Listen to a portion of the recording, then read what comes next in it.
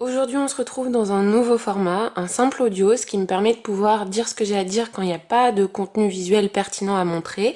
Avant, je me limitais beaucoup sur les sujets, soit parce que j'avais pas d'idée pour illustrer en vidéo, soit parce que le montage aurait été beaucoup trop laborieux.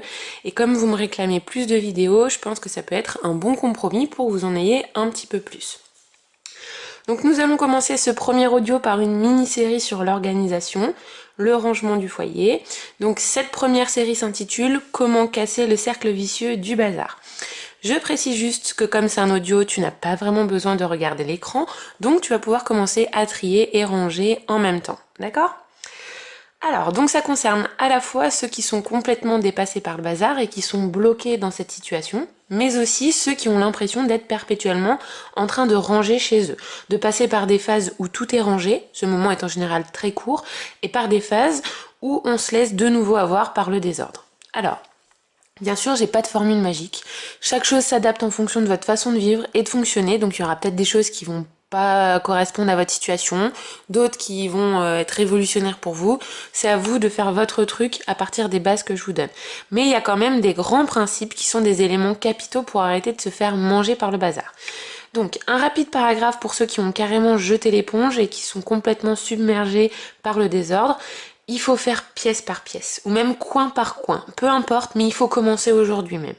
Par un endroit de votre logement, un tout petit, un grand, n'importe quoi, ce que vous vous sentez capable. Le tout, c'est vraiment de se lancer. Une fois que l'action est lancée, vous allez progresser. Le plus dur, c'est vraiment de déclencher le mouvement, de se lever, de commencer à ranger. Mais une fois que vous avez commencé un coin, vous allez voir que ça sera pas si compliqué que ça. Si vous ne vous mettez pas la pression et que vous faites vraiment petit pas par petit pas, vous allez y arriver. Le plus important, c'est vraiment de commencer. Dès que vous avez fini cette vidéo et même pendant, hop, vous commencez à trier un truc. Alors, il y en a aussi beaucoup qui sont épuisés, soit par une maladie, par des enfants en bas âge ou toute autre raison. Donc vous êtes encore plus limité pour passer à l'action. Je ne sais pas si vous connaissez la théorie des cuillères, mais en gros, il faut imaginer que chaque matin, tout le monde a un nombre de cuillères en sa possession. Et par cela, en fait, il faut comprendre un nombre de possibilités d'action à faire. Il y en a pour qui une cuillère, ça va être simplement le fait de manger. Ça va être un effort pour eux parce qu'ils n'ont pas leur pleine capacité. Eh bien, comme chacun a un nombre de cuillères limité quand il se réveille, chaque action, elle va vous coûter de l'énergie. Parfois c'est triste à dire, mais on n'a pas assez de cuillères pour s'occuper de son rangement et de son ménage. On préfère utiliser ces cuillères pour s'occuper de son enfant, pour faire autre chose.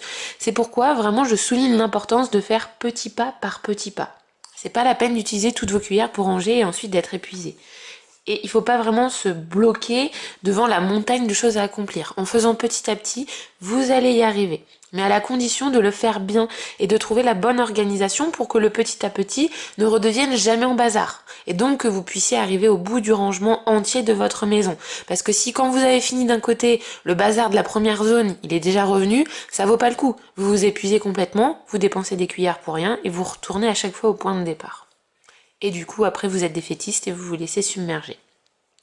C'est pour cela qu'il est important de suivre les étapes suivantes pour que le rangement vous coûte le moins de cuillères possible en termes d'énergie et surtout de temps. Personnellement, j'ai pas de maladie chronique, donc moi aussi j'ai des contraintes par le travail, le jardin, les animaux, j'ai plein d'autres choses à faire, mieux que ranger et faire le ménage. Donc j'ai vraiment besoin de me libérer des cuillères, de temps et d'énergie. Donc le but de tout ça finalement, c'est qu'une fois que tout est en place, vous n'ayez pratiquement plus rien à ranger, ou du moins très rarement et très rapidement, et surtout que votre ménage se fasse en un éclair. Donc il va falloir se forcer au début, s'obliger, mais quand vous allez avoir les résultats, c'est tellement satisfaisant en fait que on est tellement content de nous, puis c'est tellement agréable de vivre dans une atmosphère bien rangée et propre, que ça va vous motiver encore plus et que vous serez au top niveau, vous inquiétez pas. Donc, on revient maintenant dans les conseils destinés à tous. Donc, je vais vous faire plusieurs podcasts pour que vous puissiez aller directement à celui qui vous intéresse. Chaque étape pour une organisation, rangement ménage, au top niveau, correspond à un audio.